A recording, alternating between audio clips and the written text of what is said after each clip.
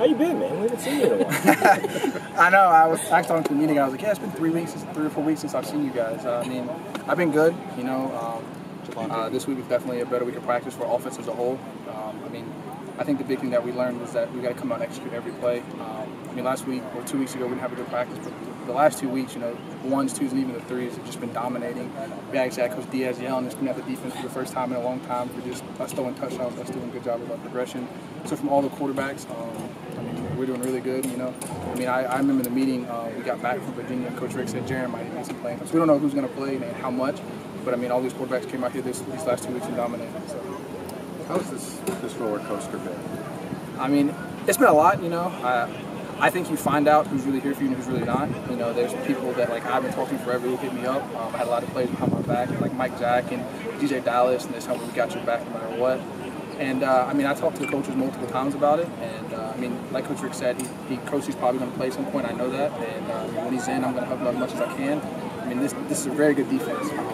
I mean, teams that have beat them are pretty good. Purdue beat them. Purdue wanted to beat Ohio State. So, I mean, they know how to play against good talent, so we can't just come in and do it all over. It's a red bandana week because the crowd's going to be loud. So the big thing for us is going there and shut them up early, because once you get, when you're on an away game and that crowd gets into it, it's so much of a different feeling. You know, I think that's the biggest thing for us. We got to score and score early, and that's something we got to change. How much do you know about? I mean, obviously everyone knows the circumstance behind red bandana, but how much do you really know about it? I mean, I know the guy was the 9/11 who wore the red bandana. He saved people, and I know since they've been doing this game, they haven't lost. So for them, it's almost like a pride thing, and as it is, it's hard to go in someone else's house and beat them. And then you add this game, which is a very emotional game for them, and they're going to come out fired up, and so we just got to be able to execute. Well, what's it been like the last week, you know, watching film? I'm sure you watched a lot of that Virginia film. What was that process like for you? You know, I think the big thing was there was little mistakes, even in some of the run game, you know, just from a blocking discipline, which is something that we normally block very well, especially in the perimeter. I mean, I think last year we had so many big runs because of our perimeter blocking, and last week it wasn't as good. Even up front, we had a couple miscues.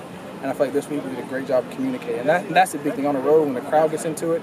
Sometimes miscommunication happens, whether the line says, hey, I got that guy, or the receiver says, hey, I got the safety. And we did a very good job of speaking up and making sure we know who has who, so we don't have those miscues in the run game especially. You talked about after the game, it was a difficult time from North Carolina. Expand on that a little bit. What was difficult? What was different about it for you? You know, when I kind of sat down with Coach Rick, and I understand I haven't been playing the greatest, and I understand that, but I mean, like I told him, I said, you know, Toledo, I scored 5 touchdowns. FIU, I come in, I was 2 for 3. And I was like, personally, I feel like I did have to lose my job. If you think the kid's better, then I understand. But I was like, I just need a reason why. And he was like, we want to give the kid a chance. He's getting better, which obviously he has. He's got so much better, especially with just like dissecting a defense and knowing what the coverages are. And I mean, after that, I just kind of come to a realization that football's going to end someday. And I thought, man, it was going to end for me, and luckily it didn't. And I mean, I kind of go by day, you know. I think coming into this year, I kind of was like, okay, this is the big goal. Instead of taking every day and being thankful that I'm able to practice, being thankful I'm able to play a game. And I mean, I'm just thankful every day I come here and practice with these guys, because, like I said, I never know when to get a chance to get to play with. Was this couple more questions Yeah, me and Coach Rick I mean, you walked in. Did he call you in? Did you walk in? No, I want to talk to you. Yeah, actually, I texted him Sunday morning. I was like, hey, we're going to have a talk. And he kind of broke it down to me that the guys are getting better. They think he can make the team. And, I mean, it was just a conversation that we had. And it's one of those tough, like, real-life talks we had to have. Now, right now, too, there's so much going on in college football with this 4 game. At that point, I know you can't do that, but at that point, if you had a year left, were you that down or that discouraged that you might have thought about playing another year somewhere else? I don't know. I mean, for me, I didn't even think about it because it wasn't even an option. So, I mean, there's other guys that actually, speaking of that, I talked to Kelly Bryant. When that happened, me and Kelly are pretty close. We talk every once in a while.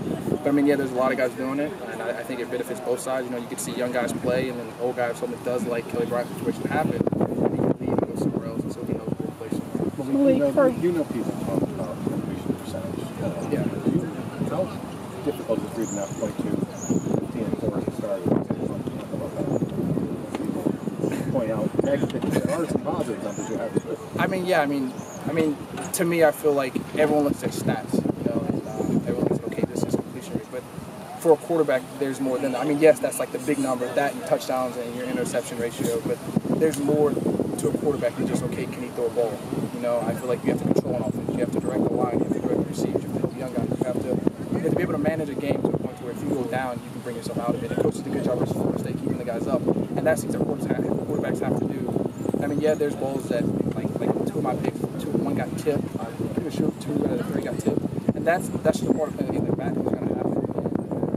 All the time. The best thing about a quarterback is I need a guy who will turn a bad play into catastrophe. So like if something goes wrong, you can't make it worse. There's gonna be bad plays. There's gonna be missed opportunities everywhere. Everyone makes mistakes, but the big thing is can you push past it? Can you not make a bad play worse? Malik, Last question going for into Malik. this game, I know it's getting down into the 30s temperature, and that is cold for a quarterback. No, or receivers. Yeah, what would you tell the other kids, and what about you? How does it affect?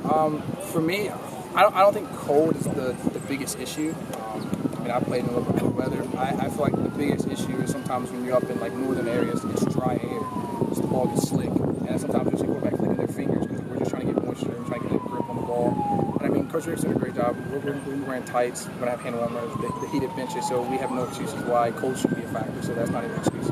Great, thank you, Malik.